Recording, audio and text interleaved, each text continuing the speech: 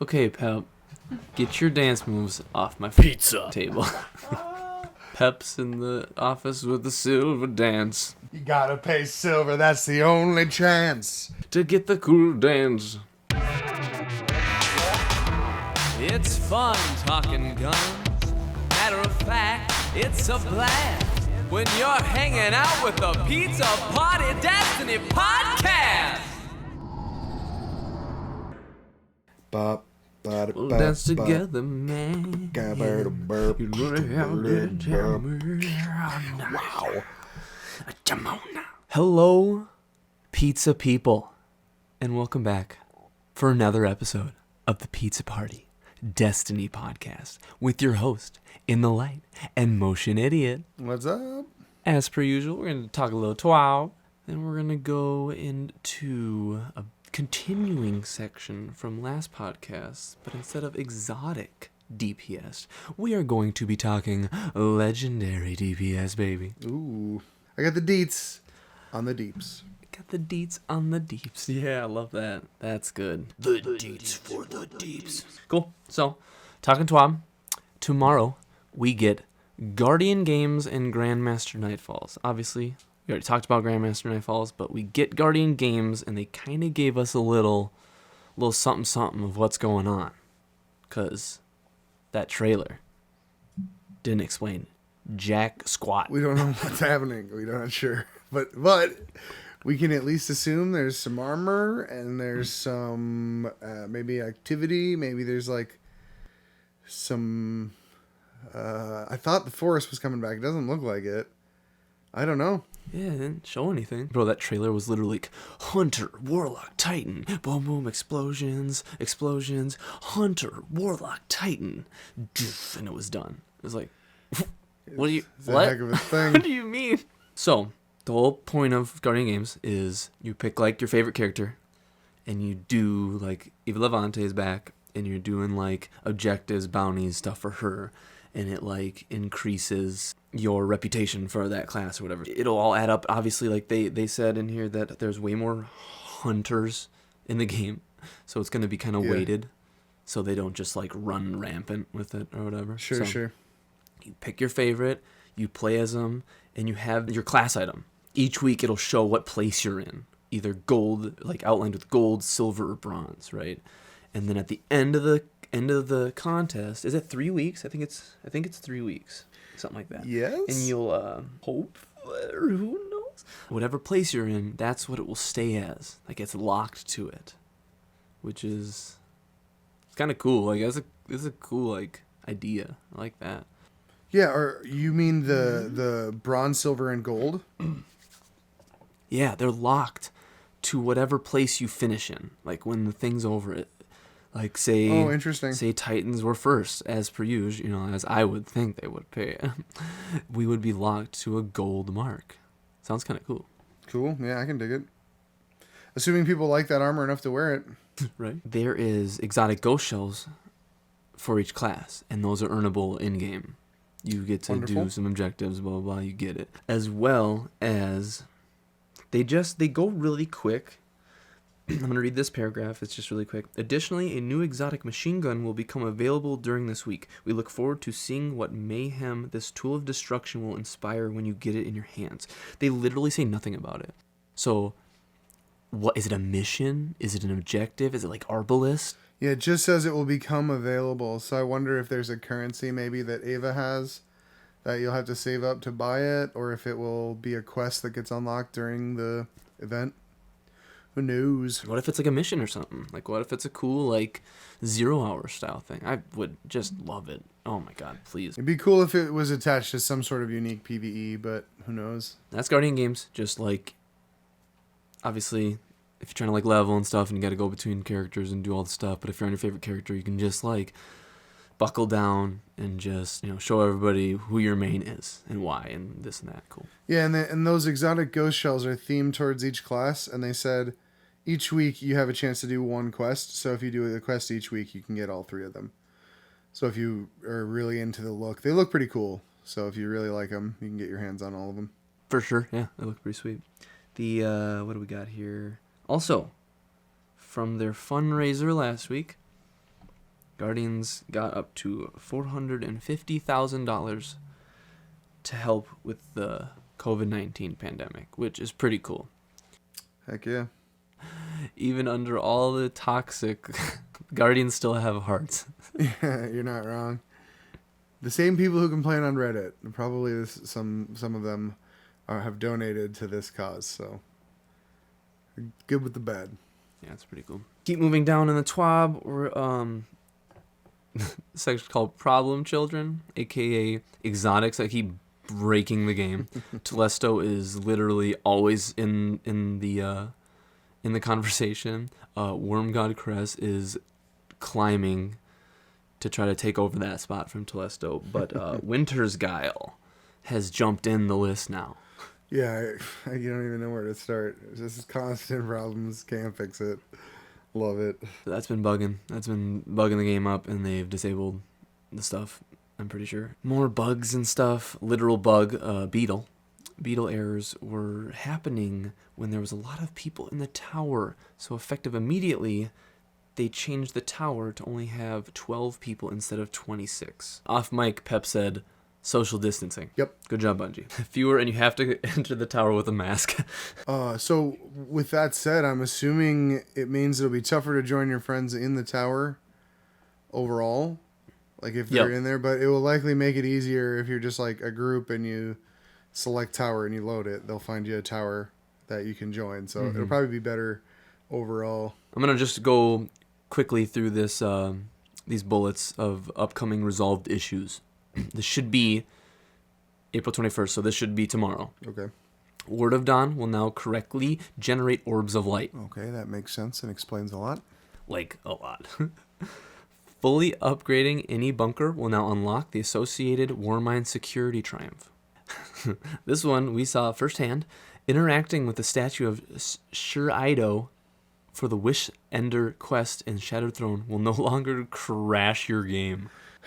Yeah, that was odd. It was an odd one. We figured that one out on our own. Oh, my game crashed.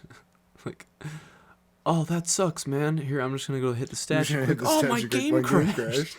Luckily, one of us did not touch the statue, so we're good. Oh, man, that was so funny. Cool. And the next one, the level 32 PDS upgrade can now be used to clear the bunker by any character. It's been broken since the season launch. Don't buy that. Go clear it. Go clear yourself. Rasputin's Daily Seraph weapon can now be claimed on any character. Cool. Players who've completed the Forsaken campaign will find the Lawless Frontier lore book entry, By Thy Tongue Be Damned, completed and available to claim. All right. Yeah, it doesn't matter to us. And the last one. Friends listed in the player's roster should no longer show up as black nameplates with 0 power. Right. Okay, well, A, I'll believe it when I see it, and B, this should have been at the top of the list if you really think you're bringing this. That's pretty funny. Cool. The rest of the TWAB is some home videos, and then we have a rounding up few paragraphs from DMG. So I'll just read it verbatim really quickly. It says, come to a close on another TWAB, but we understand that there are some topics that we haven't covered on here that you may have a strong desire to know more about, which is, pretty much the entire player base. These are what he says. He says, Eververse, Trials improvements, our plans to address FOMO, tackling the bounty problem, and more. There are also questions like, why can't I play the way that I want to play? What about ritual weapons, anti-cheat improvements, etc.?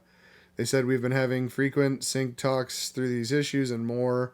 They are going to come up with some short-term solutions to ease the pain.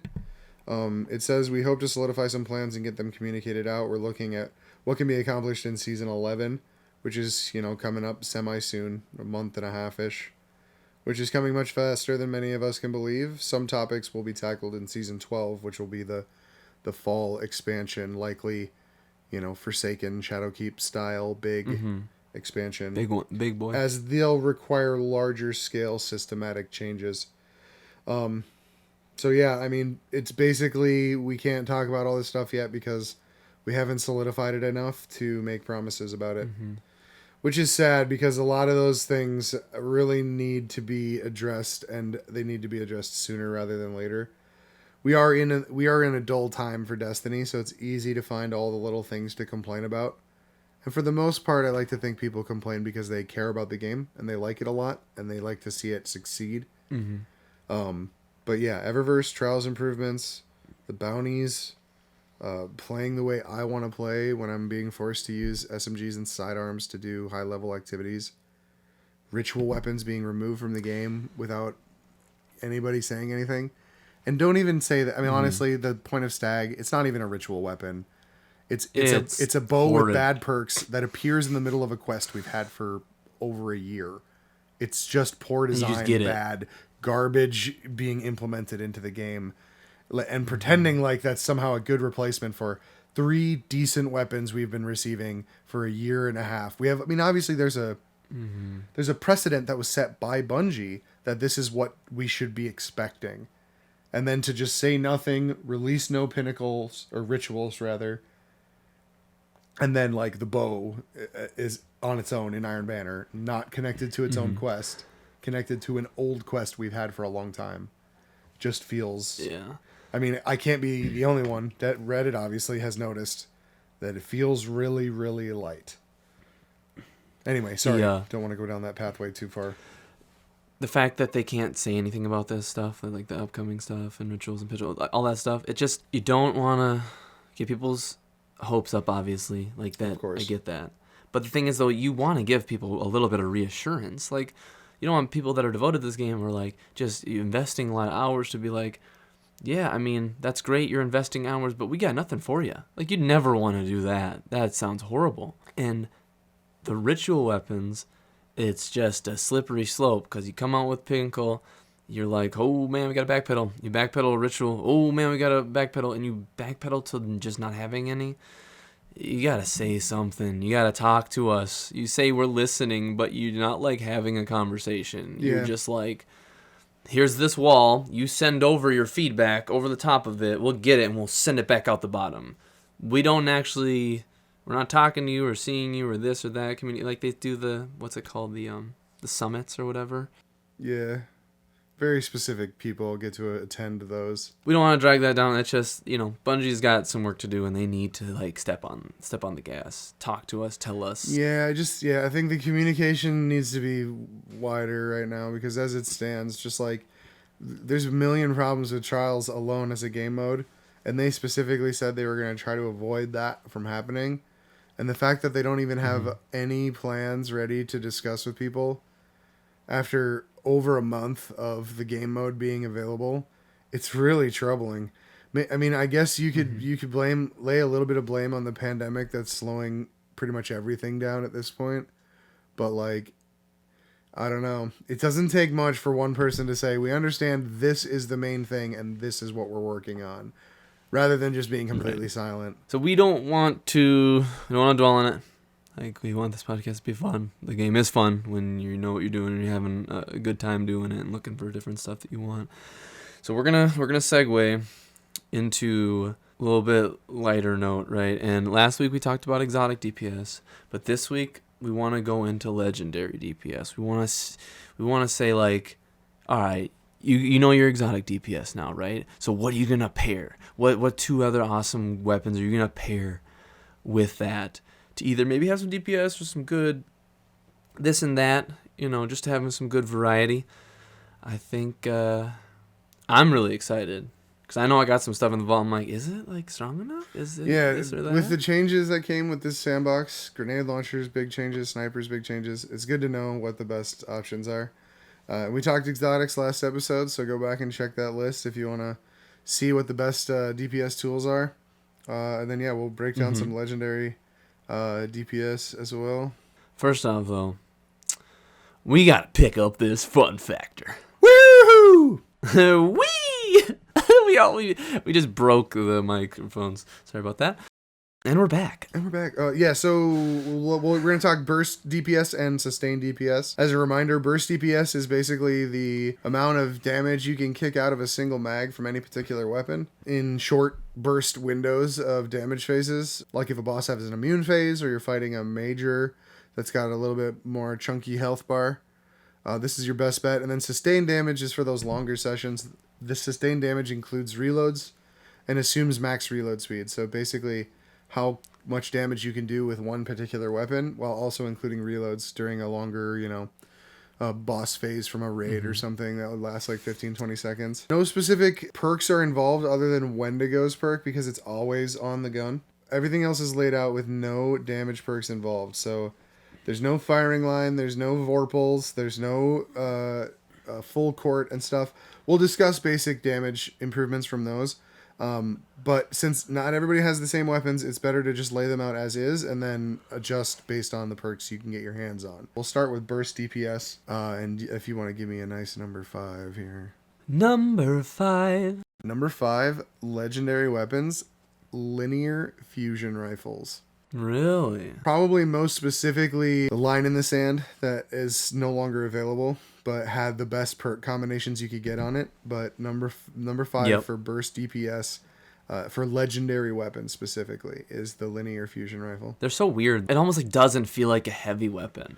And to hear that they're on number 5, like that's cool. Agreed. And based on its numbers, though, if I'm being completely honest, it does seem like they belong in the special slot.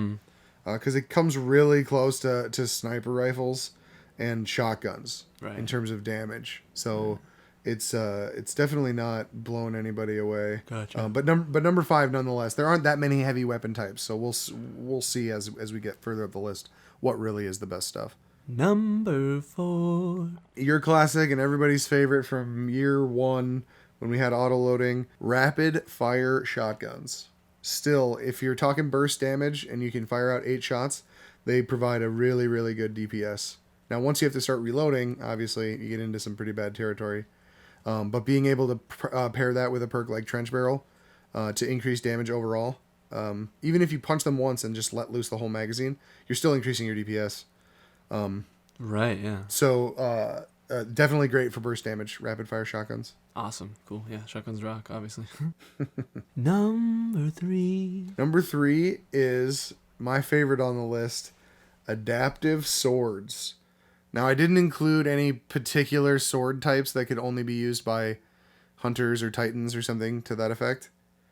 So I just chose one sword type to include here, and it's the adaptive swords, which are number 3 on burst DPS. And burst DPS, again, is based on a singular mag. And swords don't have a reload at all. So their burst DPS and their sustained DPS are identical. So being high on the burst means it's basically a killer. It's very, very strong. I mean, we kill Riven with swords every time we go do Last Wish, and it's so much fun. It's so fast, too. It's probably one of the fastest ways we've ever killed her. It's really great. You're right. I've never seen Riven die faster than swords, even with nades back in the day. Number 2. Number 2, I personally decided that because the numbers are so close that I would include them both together as the number 2 slot, which is rapid fire grenade launchers and adaptive grenade launchers.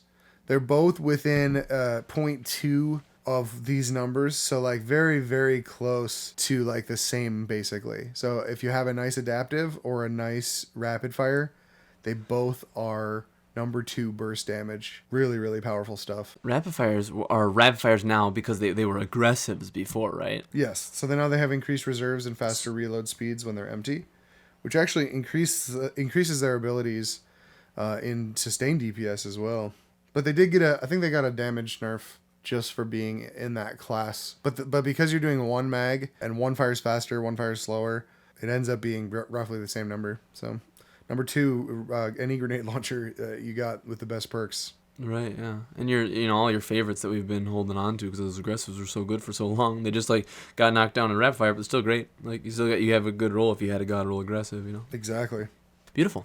And to top it off, baby, Number 1. Number 1 legendary weapon for burst DPS in the game, and this will come as no surprise to most people who have used it, is Wendigo.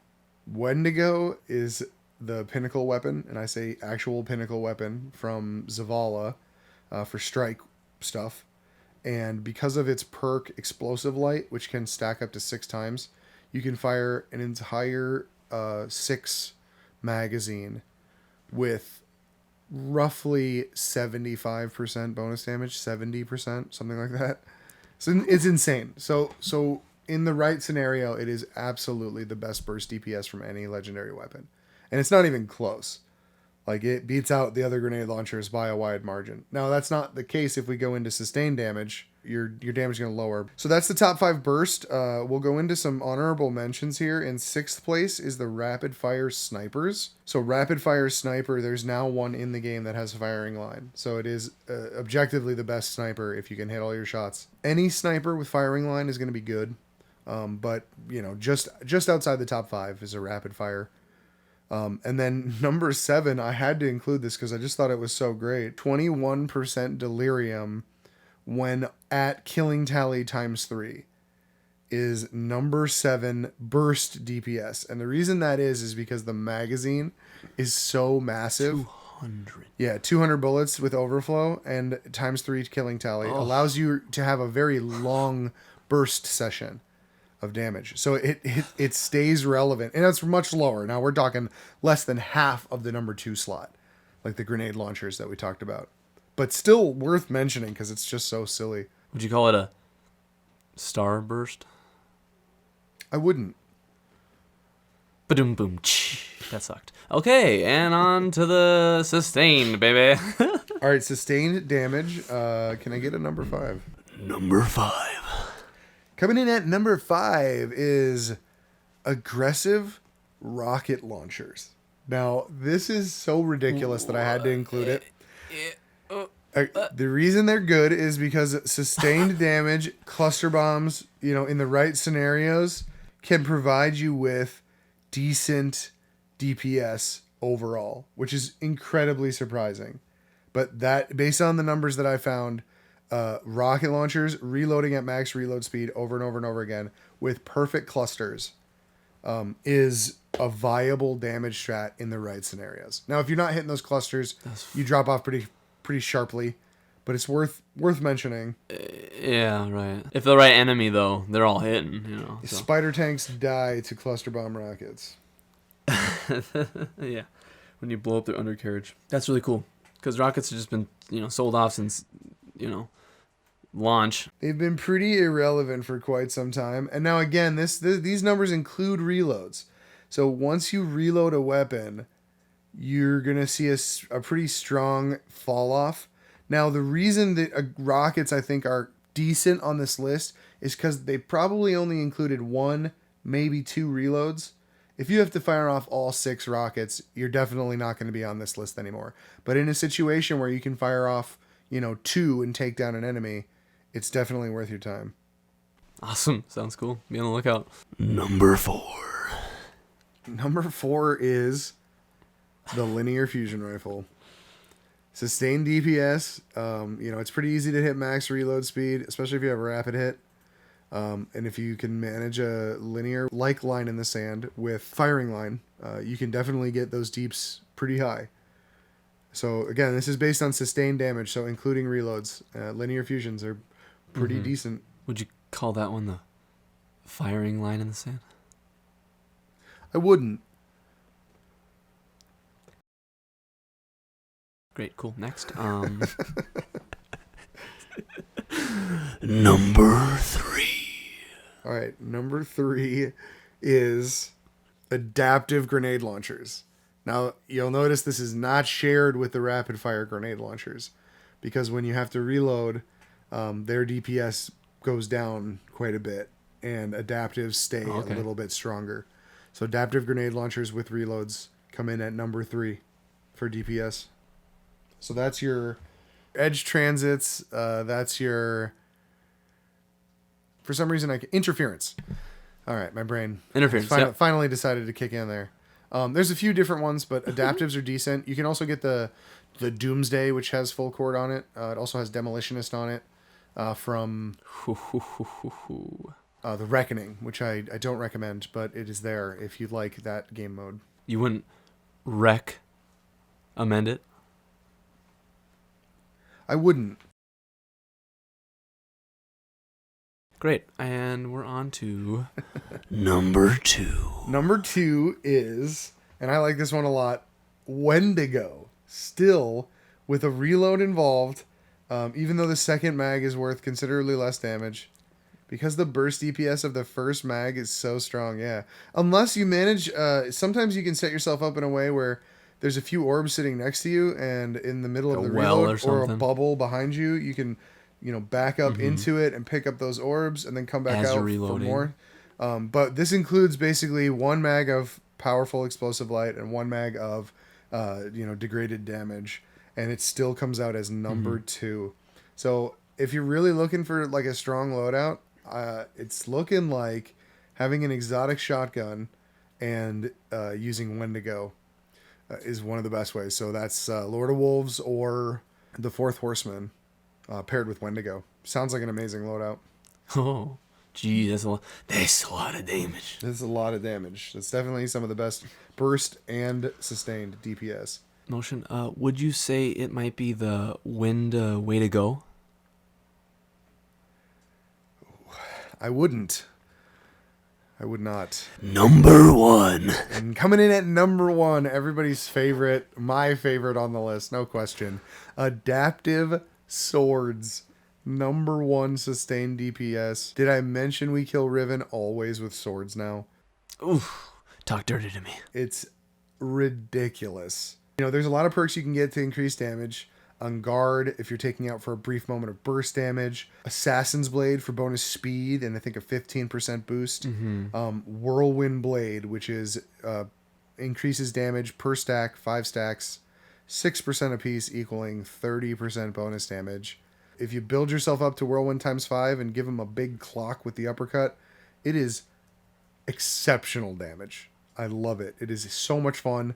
Not as easily paired with a shotgun, but you can still make do. You can pair it with a sniper or something to that effect for good damage at range, good damage up close. One of those rapid fire ones or something. And I think people really, really sleep on how easy it is to avoid stomp mechanics when you're attacking somebody with a sword. If you're utilizing any sort of healing from a well or a rift or a bubble, using light attacks essentially disregards stomp mechanics.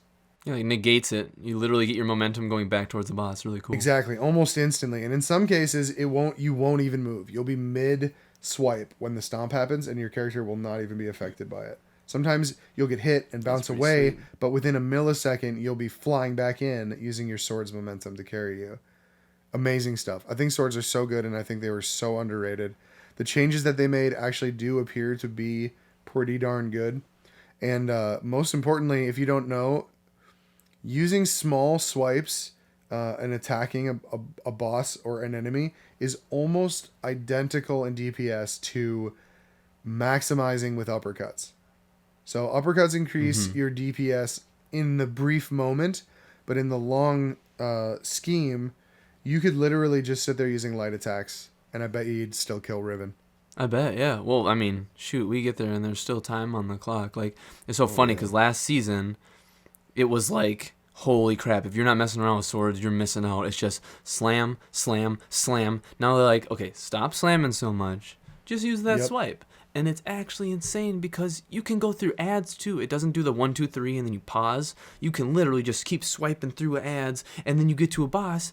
You build up your whirlwind or whatnot, slam them, swipe, swipe, swipe, swipe, swipe, swipe, swipe. What do you say? Like it's like 10 swipes before you can slam again, and then you boom, hit them again. Yeah, if you're using Whirlwind Blade, you want to use 5 small swipes to bring yourself up to times 5, and then you want to slam them with an uppercut, and that will waste all your sword energy.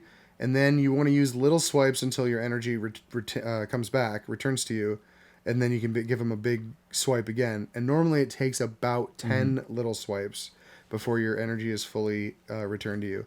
And if you big swipe before the end of that, like before the end of the charge, the big swipe is worth almost nothing to you. It does very little damage. So you want to wait until the charge is full. Yeah, you don't want to be swinging a pool noodle at Riven. We're serious. Like, take your team. When Riven comes out, tether the stairs to get that buff. Somebody put a bubble on her right arm. You'll be on the left side of the map. Put a bubble right on top of it. Everyone just slices away and then does the uppercut and then slices, uppercut. You'll kill her so fast. It's insane. Yeah. It's so strong. It's exceptional. I heard you can do it with just 4 people doing it. So It's very, very strong. We got honorable mentions for sustained DPS. So coming in at number 6 is the rapid fire grenade launcher. Now this one obviously falls a little bit short of the adaptives, which were number 3. But worth mentioning, they're not bad even if you have to reload them. And then coming in at number 7, the rapid fire sniper again sneaks onto the list. Now that's not suggesting that other snipers aren't good, especially if you get the right perks. I really love my Vorpal Trophy Hunter. It's one of my favorite snipers. Yeah. But rapid fires, just due to their speed, are the best snipers objectively, especially now that the strongest perk, firing line, is available on a rapid fire now. So yeah, there's no question, rapid fires are the best. That's it for DPS. We've run it down. Now you know the tools you need. And that's exotics and legendaries. Exotics was last episode. Just go watch that if you want to hear about that. And obviously, if things change, you know, DLCs come out and new seasons arrive and things change. New weapons get released. Exactly. So we'll always bring that stuff up. And maybe in the next episode or coming up soon here, we'll talk about like the perks that you want to optimize that DPS. The reason they weren't included here is because it makes the most sense to allow you to know the baseline and then to be able to decide based on the perks that you have, you know, which weapons you should be using. Because not everybody's going to have perfect weaponry. So that's important, in my opinion, to not just suggest that like, oh, well, you know, because a lot of people do DPS stuff and they say, well, you want to use an adaptive, spike grenades, clown cartridge, and full court on the interference, and then that's the DPS number they give you. And it's like, although I appreciate knowing how strong that is, like 90% of the player base doesn't have that gun, and they're not going to have that gun. So it'd be better to know how good adaptives are in general before worrying about how good it is with every single perfect perk. That was my justification. That's going to wrap it up, Guardians. Don't forget to yeet slam that like button. And Nova Bomb that bell. Follow us on Twitter and Facebook. We'll link that down in the description. And we shall see you next week. Yeah, stay safe. Stay tuned. Keep it real. Have fun in Guardian games. Heck yeah. See you guys. Bye-bye. Bye. Are you ready, friend? Are you ready to embark on this journey? At first I was afraid, I was petrified. Thinking, how could I ever live without you by my side? You can't say, at first I was afraid, because then you're just like Cartman, where you have to finish the entire song. You